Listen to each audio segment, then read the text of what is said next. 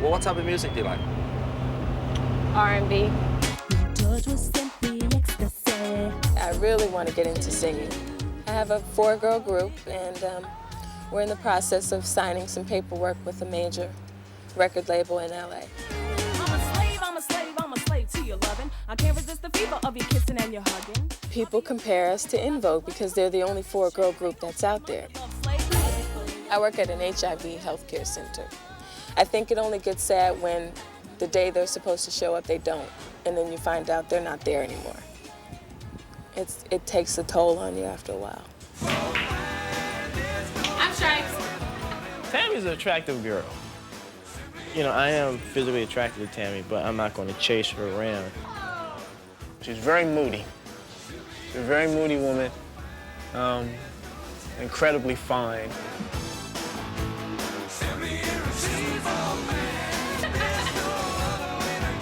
She has a body from hell. Booyah. Once again, I surrender. Lock it up, throw the key. I'm your prisoner. My group is like the most important thing to me right now, and all I want, all I strive for is for us to make it and to really be successful and to really put out good quality songs. I want to succeed at that more than anything in the world. I'm a slave to your loving. I can't resist the fever of your kissing and your hugging. I'll be your prisoner, never will I complain. Hook me up in chains, ain't no shame, I'm your love slave. You whipped it on me, oh yes, I must confess your love is all that and then some, and never too much and never less, so baby, keep it coming, cause you're the only one that can love me like the way it should be done. I'm a prisoner of your love. I was on Studs about a year ago, and I decided, I was sitting in my office one day and I said I should do Studs again. And just when I was thinking that, they happened to call me. We were able to get 3 women who wanted to go on dates with 2 soul singers. Studs is a TV game show where they take 3 girls and 2 guys, and the 2 guys go out with the same 3 girls. I wanted to do Studs because I'm leading a very down social life right now, and I wanted to meet some new people and go out on a couple of dates and interact with some other people and see if I could find a nice guy.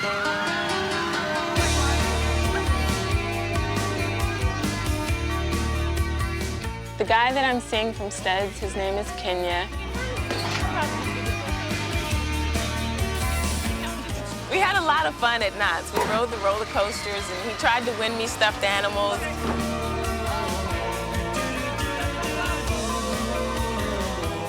He sang to me at Knott's in front of all of these people, so I thought that really turned me on. To say goodbye to yesterday. I like that. I think that after the Studs thing is over, I probably would like to see him again. The guy that I'm seeing from Studs, his name is Kenya. We're not supposed to be seeing each other, but we are. We're cheating. They had agreed that they were going to choose one another, so they had that part worked out. So it was just all up to Kenya answering the right questions. I really like Kenya. So if they took Studs away, I would probably still see him, but the $600 that I'm going to get for winning is going to be nice. Take 5. Next to me is 22-year-old healthcare worker Tami Akbar. We're just going to act like it's one big surprise that we didn't know we were going to pick each other. And then we're going to cash our checks, and I'm going to make him spend his on me, and then I'm going to spend mine on me as well. So we're going to start with you. Tell me who you want to go out with again. If she picks you and he doesn't match up, you get to go and we pay for it. With Tami. All right. Pick Tami. Tami, what's it going to be? Kenya!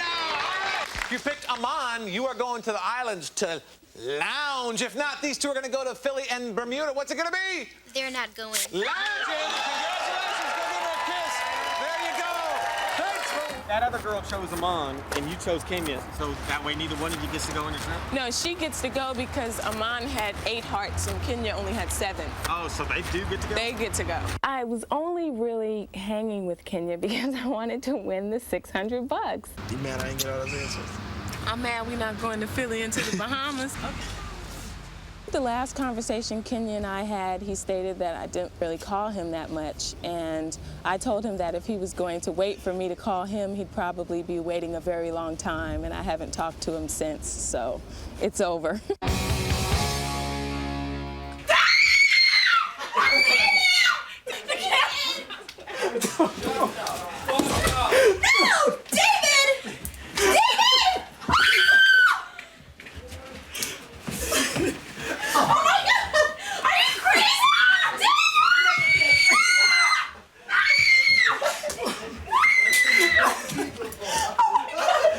she was just like, Beth, do not move. Stay on top of me, do not move. So I'm just like trying to cover her up. Stop it, dude. Stop it, dude. Put something on that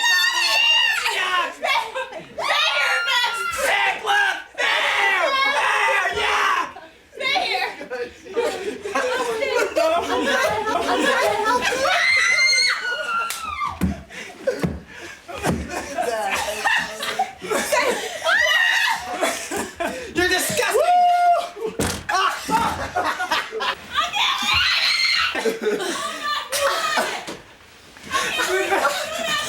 I'm bringing you something, Tami, okay?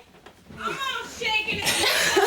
I'm gonna bring you something right now, hold on. When she was laying there on the floor, she didn't have time to think about all that. But when she's in the bathroom trying to find something to put on, I think she really had time to think about how much it bothered her.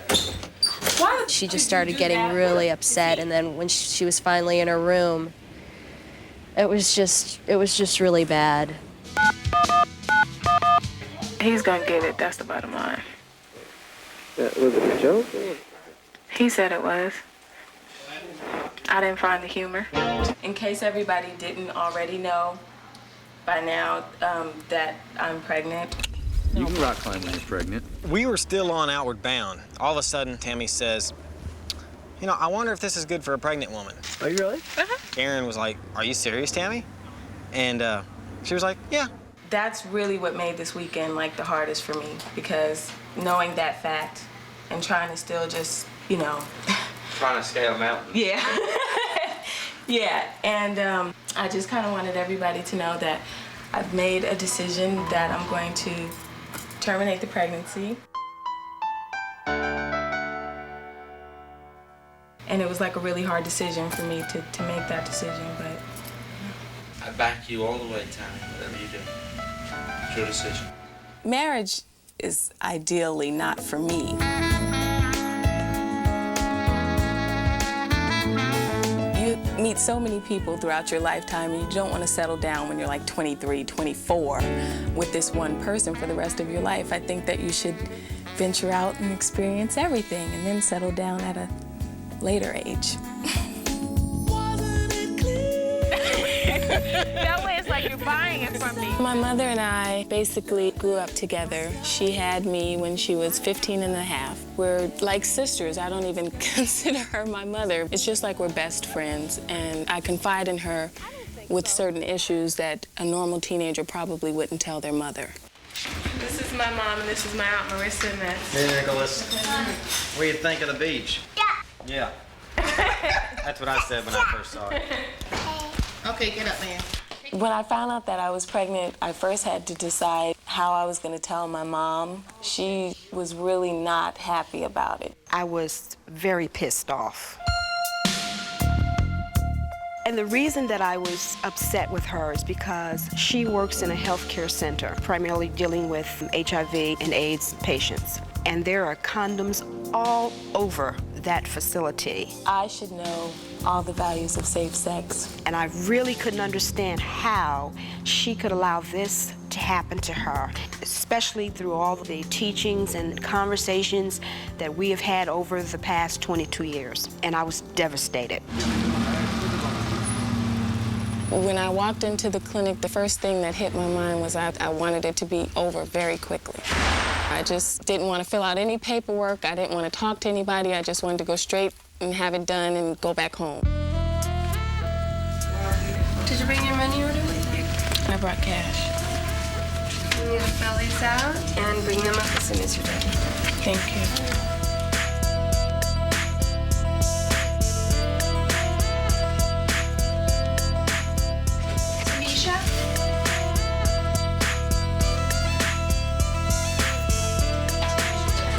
Have you ever been hospitalized for any medical problems? No. Operations or illnesses? No. Okay. Your diabetes, that's controlled by diet? Mm-hmm. Who in your family has diabetes? My father. Are you driving her home today? Yes, I am.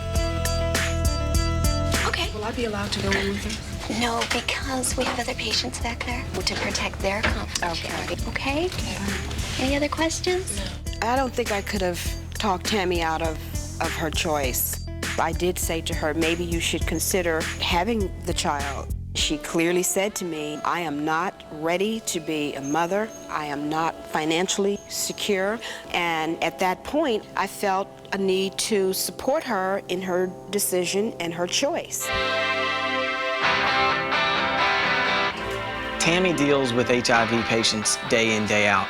Actually, she's told us stories about she's actually watched some of the people she sees every day die, and it bothers her. This is a list of the medications we dispense here. When we start issuing new drugs, it's really hard when you get attached to the clients and you have to face the fact that eventually, one day they're not going to walk in your door with that smile. It's taking its toll on me. Be up for our AIDS awareness class? Yeah, I'm going to be up for that. Of course I am. Yeah. Come on in. Thanks. Tami organized HIV seminar with one of the guys that she worked at from work, guy named Mike. And he comes in with a condom hanging from his ear.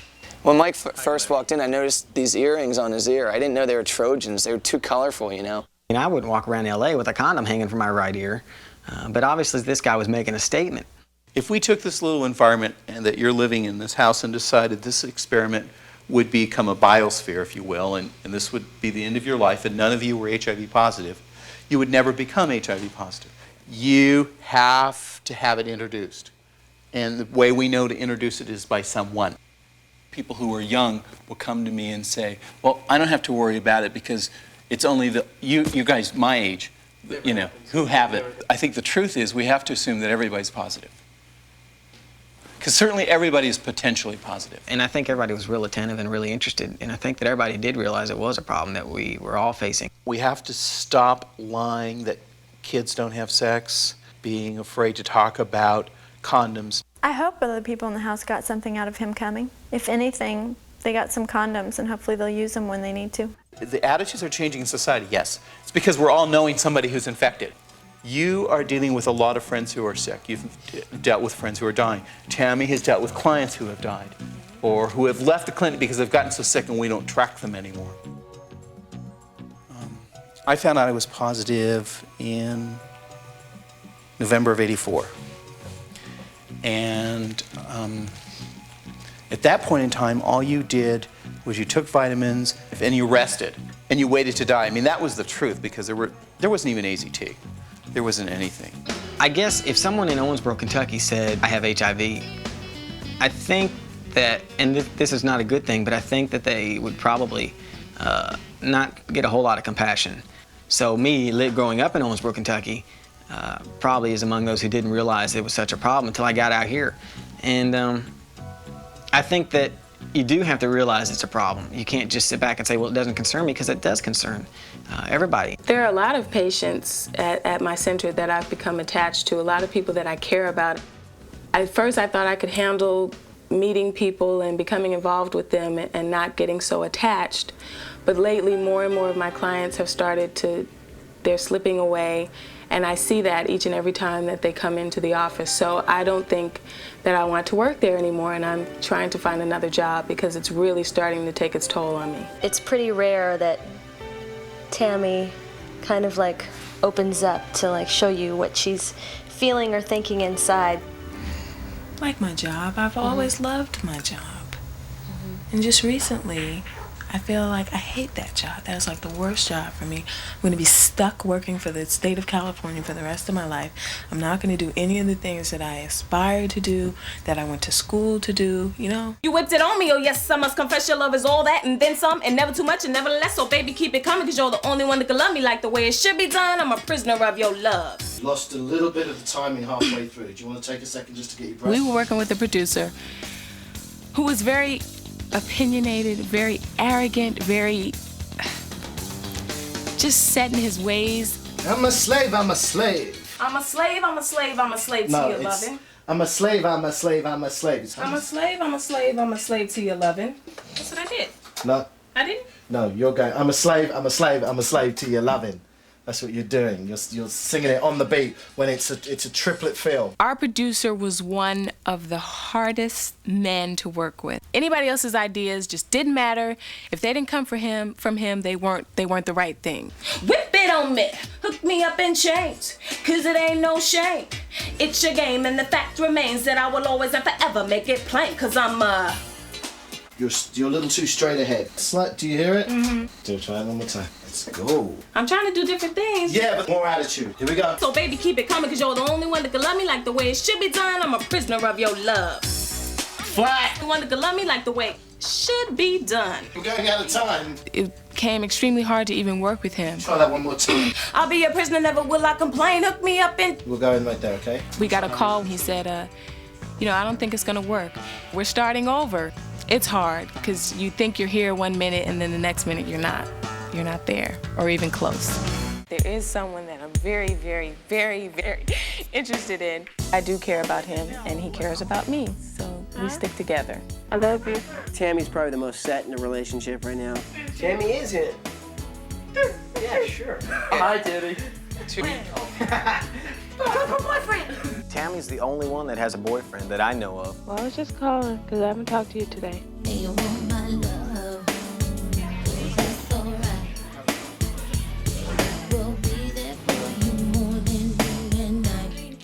Everyone nowadays wants that one person that they can settle down with. My ideal mate would probably be very tall, very attractive, a sense of humor, someone that didn't argue with me. I would have to always be right in a relationship. How dare you call me ugly? That is the pot calling the kettle black.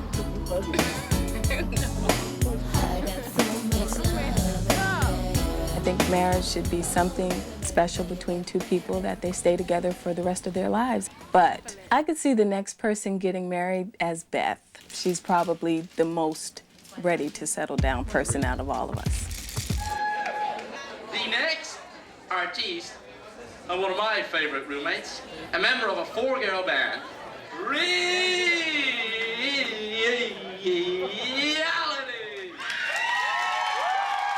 I should have seen you coming. I should have seen the danger.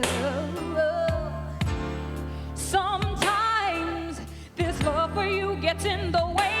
It's my heart, not my head, that leads me to say I wish I didn't need you no more. I'd have it like I feel it. I wish I could hold back, but I just can't let go.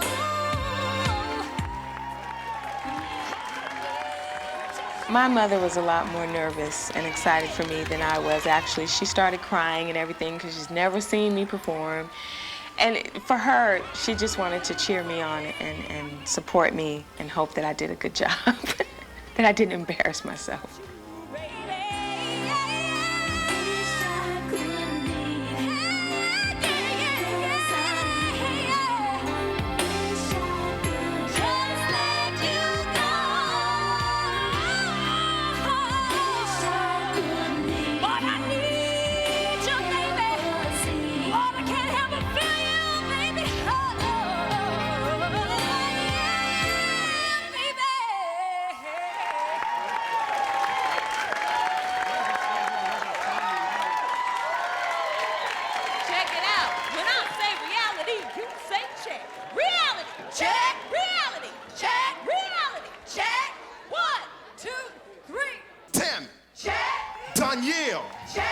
Monique. Yolanda. Alright, let's do this. Once again, I surrender. Lock it up, throw the key. I'm your prisoner. Whip it on me, hook me up in chains, cause it ain't no shame. It's your game and the fact remains that I will always and forever make it plain, cause I'm